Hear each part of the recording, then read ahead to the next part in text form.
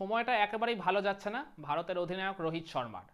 মানে সব দিক থেকেই তাকে একেবারে আক্রমণের শিকার হতে হচ্ছে শুধুমাত্র তার খারাপ ফর্মের কারণে। তিনি ব্যাট হাতেও যেহেতু পারফরমেন্স করতে পারেননি ওই অস্ট্রেলিয়া সফরে, কিংবা আর কি তার ক্যাপ্টেন্সিও ওই জায়গায় পুরোপুরি ফেল করেছে। তো এই সব কিছু মিলিয়ে তিনি মাঠে আর মাঠের বাইরে প্রবল চাপের মধ্যে রয়েছেন।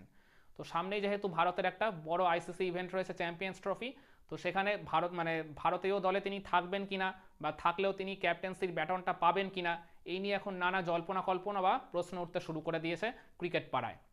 তো এইটা নিয়ে আজকের ভিডিও আমি আলোচনা করব, বা আমি আমার মতামতটাও প্রকাশ করব যে আসন্ন চ্যাম্পিয়ন্স ট্রফিতে রোহিতকে আর কি ভারতের স্কোয়াডে রাখা উচিত কিনা, বা স্কোয়াডেও যদি থাকেন তাহলে তাকে ক্যাপ্টেন রাখা ঠিক হবে কিনা। দেখুন, 2013 থেকে 2024 এই 12 বছরে যতগুলো আর কি আইসিসি ইভেন্ট বা আইসিসি টুর্নামেন্ট হয়েছে, মানে এই ভারতীয় দল কিন্তু মানে চ্যাম্পিয়ন হয়েছে মাত্র দুবার, ওই 2013 চ্যাম্পিয়ন্স ট্রফি আর 2024-এর এই সদ্য সমাপ্ত টি-20 বিশ্বকাপ। কিন্তু এর মাঝে ভারত চ্যাম্পিয়ন হয়তো হয়নি, কিন্তু ওই মানে মোটা দাগে তারা কিন্তু যথেষ্ট ভালোই পারফরমেন্স করেছেন। প্রত্যেকবারই অলমোস্ট মানে কি সব আইসিসি ইভেন্টেরই তারা সেমিফাইনাল অথবা ফাইনালে খেলেছে, শুধুমাত্র এই 2021-এর টি-20 বিশ্বকাপটা বাদে। ওই একটা আর কি আইসিসি ইভেন্টেই ভারত ওই গ্রুপ পর্ব থেকে বিদায় নিয়েছিল। কিন্তু এছাড়া এই 12 বছরে আপনি চ্যাম্পিয়ন্স ট্রফি বলুন, আইসিসি ওয়ানডে বিশ্বকাপ বলুন, টি-20 বিশ্বকাপ বলুন, টেস্ট চ্যাম্পিয়নশিপের কথা বলুন, ভারত প্রত্যেকবারই কিন্তু ওই জায়গায় আমি বললাম সেমিফাইনাল অথবা ফাইনালে কোয়ালিফাই করেছে। আর রোহিত শর্মা ভারতের এই ওয়ানডে সাইডের ক্যাপ্টেন রয়েছেন অনেক দিনই হয়ে গেল, সেই 2022 সাল থেকে, মানে হিসাব করলে প্রায় আর কি 3 বছর হতে চলল। মানে শুধু তো ওডিআই নয়, তিনি সব ফরম্যাটেই আর কি ক্যাপ্টেন হয়েছেন ওই 2022 সাল থেকে পার্মানেন্টলি। রোহিত শর্মার নেতৃত্বে ভারত কিন্তু 2023 ওয়ানডে বিশ্বকাপে দুর্ধর্ষ পারফরমেন্স করেছিল। ইভেন মানে ফাইনালের আগেই তো অনেকে ভারতকে চ্যাম্পিয়ন অলমোস্ট ঘোষণাই করে ফেলেছিল তাদের ওই অনবদ্য আর কি পারফরমেন্সের জন্য। প্রথম 10টা ম্যাচ টানা জিতে তারা ফাইনালে উঠেছিল, যেটা একটা রেকর্ড ছিল। শুধু দুর্ভাগ্যের কারণে তারা ওই ফাইনালটা ওই জায়গায় মানে একটা আর কি খারাপ দিন গেল, ওই আর কি সেটা ফাইনালের দিনই, যার কারণে শিরোপাটা তাদের হাতছাড়া হয়ে গেছিল। তো যাই হোক, এই আর কি আক্ষেপটা রোহিত শর্মা কিছুটা ঘুচিয়ে দিয়েছিলেন ওই 2024-এর টি-20 বিশ্বকাপ জিতে। কিন্তু 50 ওভারের আইসিসি টুর্নামেন্টের ওই শিরোপা জেতার ওই ক্ষুধাটা সেটা কিন্তু এখনও এই ভারতীয় দলের মধ্যে রয়ে গেছে। এখনও সেই আক্ষেপটা কিন্তু আমাদের মধ্যে প্রবলভাবে রয়ে গেছে, যেটা আমরা কিন্তু মেটাতে পারি এই চ্যাম্পিয়ন্স ট্রফি জয়ের মাধ্যমে। তো যেটা বলছিলাম, রোহিত শর্মা 2022 সাল থেকে ক্যাপ্টেন রয়েছেন। তো আর কি একটা নির্দিষ্ট মোটামুটি সেট আপ টিম কিন্তু তিনি এই আর কি 3 বছর ধরে চালিয়ে আসছেন। হ্যাঁ, পরীক্ষা নিরীক্ষা হয়তো অনেক হয়েছে, অনেকে টিমে এসছে বা আর কি গেছে, কিন্তু রোহিতের নেতৃত্বে একটা কোর গ্রুপ কিন্তু এই 3 বছরে অলমোস্ট সবসময় খেলে গেছে। আর ভারতের ক্রিকেট ইতিহাসে কোনো আইসিসি ইভেন্ট বা আইসিসি টুর্নামেন্টের আগে হঠাৎ করে ক্যাপ্টেন বদলের সেই রকম কোনো কিন্তু রেকর্ড বা ইতিহাস নেই। রোহিত শর্মার আর কি ফর্মটা খারাপ যাচ্ছে, রান পাচ্ছেন না ব্যাটে তিনি, সেটা হচ্ছে টেস্ট ক্রিকেটে, লঙ্গার ভার্সন ক্রিকেটে, কিন্তু এটা তো white ball cricket, limited ওভার্স cricket. তো এইখানে তো রোহিত শর্মা একেবারে বলতে গেলে সুলতান, তাকে ওই সুলতান অফ হোয়াইট বল বলা হয় এমনি এমনি নয়।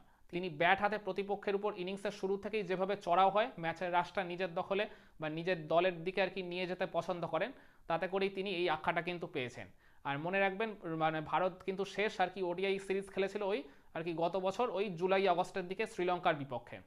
তো সেখানে শ্রীলঙ্কার বিপক্ষে সিরিজটা হয়তো 0-2 ব্যবধানে হেরেছিল প্রথম আর কি ওয়ানডেটা, আমরা জয়ের একদম কাছাকাছি পৌঁছে গিয়ে ওই জায়গায় খুবই দুর্ভাগ্যের কারণে ম্যাচটা টাই হয়ে গেছিল। কিন্তু Rohit Sharma as a batter কিন্তু ব্যাট হাতে চমৎকার পারফরমেন্স করেছিলেন। ইভেন ওই ভারতীয় দলের মধ্যে সব থেকে বেটার পারফরমেন্স কিন্তু তারই ছিল। 3 ম্যাচের 2টাতেই তিনি হাফ সেঞ্চুরি করেছিলেন। আর যে হেলদি স্ট্রাইক রেটে তিনি ব্যাটিং করেছিলেন, যেভাবে 4 ছক্কার ফুল জুড়ি দিয়ে ফ্লাইং স্টার্ট করে দলের মধ্যে যে পজিটিভ টোনটা তিনি সেট করে দিয়েছিলেন, ঠিক যে কাজটা তিনি শুরু করেছিলেন ওই 2023 ওয়ানডে বিশ্বকাপ থেকে, ওই স্যাক্রিফাইসিং রুল, ওই একই কাজ কিন্তু তিনি ওই শ্রীলঙ্কার বিপক্ষে ওই সিরিজটাতেও করেছিলেন। বাকি ব্যাটাররা সেইভাবে তাকে যোগ্য সঙ্গ দিতে পারলে হয়তোবা সিরিজটা আমরা জিতেই ফিরতাম। কিন্তু অ্যাজ আ ব্যাটার বা অ্যাজ আ ক্যাপ্টেন ওই পার্টিকুলার সিরিজটায় রোহিত শর্মার পারফরমেন্স কিন্তু যথেষ্ট ভালো ছিল। তো এই চ্যাম্পিয়ন্স ট্রফি শুরু হচ্ছে তো আগামী মাসের 19 তারিখ থেকে ভারত তাদের ম্যাচগুলো খেলবে ওই দুবাইতে, দুবাইয়ের ইন্টারন্যাশনাল ক্রিকেট স্টেডিয়ামে, হাইব্রিড মডেলে যেহেতু অনুষ্ঠিত হবে। তার আগে ভারত কিন্তু প্রস্তুতি হিসেবে ওই 3 ম্যাচের ওডিআই সিরিজ খেলতে পারবে ওই ইন্ডিয়ার মাটিতেই। তো সেখানে রোহিত শর্মা, বিরাট কোহলি সহ অন্যান্য যেসব সিনিয়র প্লেয়াররা রয়েছে, হার্দিক পান্ডিয়া থেকে শুরু করে সবাই, তারা কিন্তু ওই সিরিজে আর কি খেলে ডেফিনেটলি নিজেদেরকে ঝালিয়ে নিতে পারবে, যাতে চ্যাম্পিয়ন্স ট্রফির আগে তারা একদম ফুললি প্রিপেয়ার্ড হয়ে মাঠে নামতে পারে। তো যেহেতু ভারতের ক্রিকেট ইতিহাসে এরকম বড় কোনো আইসিসি টুর্নামেন্ট বা ইভেন্টের আগে হঠাৎ করে অধিনায়ক বদলের সেরকম কোনো রেকর্ড বা ইতিহাস নেই, তাই আমি মনে করি রোহিত শর্মার উপরই আরেকবার আমাদের ভরসা করা উচিত। তার নেতৃত্বেই আমরা যেন চ্যাম্পিয়ন্স ট্রফিটা খেলতে যাই, আশা করি ভালো কিছুই ঘটবে।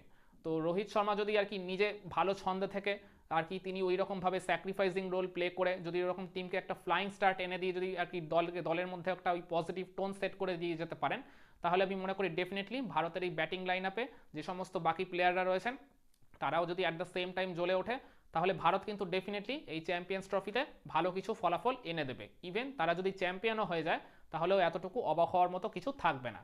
তো সেই কারণেই রোহিত শর্মাকে আসন্ন চ্যাম্পিয়ন্স ট্রফির ভারতীয় দলের ওই 15 জনের স্কোয়াডে তো দেখতে চাই, সাথে তার অধিনায়কত্বেই আমি দলটা গড়তে দেখতে চাই।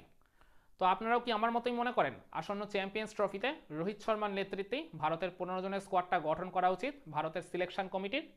কমেন্ট করে আপনার মতামতটা জানাবেন নাকি?